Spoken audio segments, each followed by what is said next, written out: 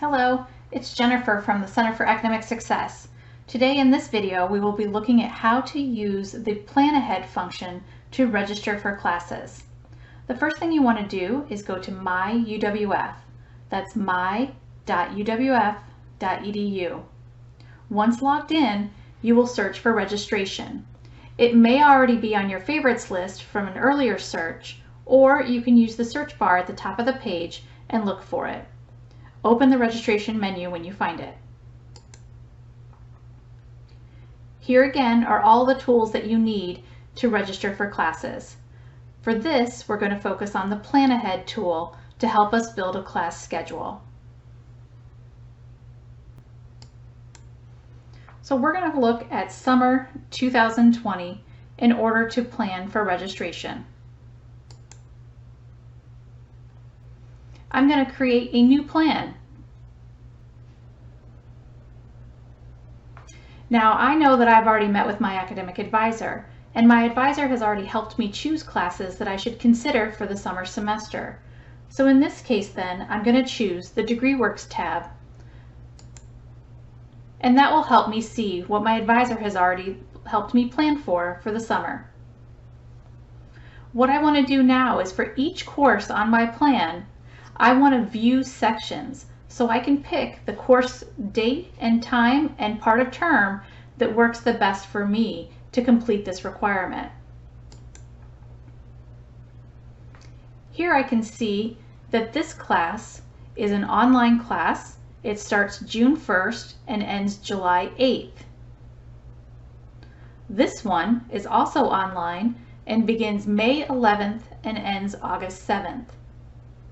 My third option begins June 10th and ends August 7th and is also online. From these options, I want to make the choice that I'm most interested in. You may also want to consider status. There may be wait lists, there may be no seats available, and so you will want to look at this as well when making your decision.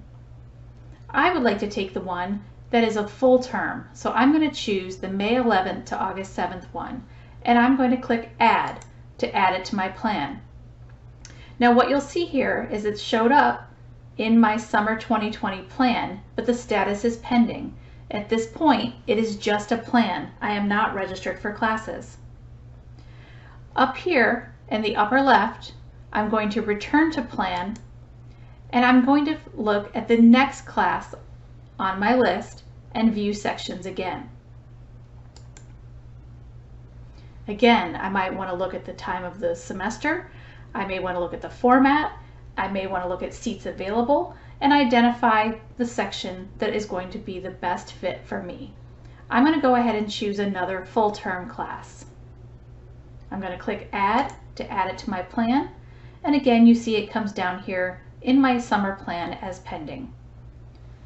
In the upper left again, I'm going to click Return to Plan and look at that third class.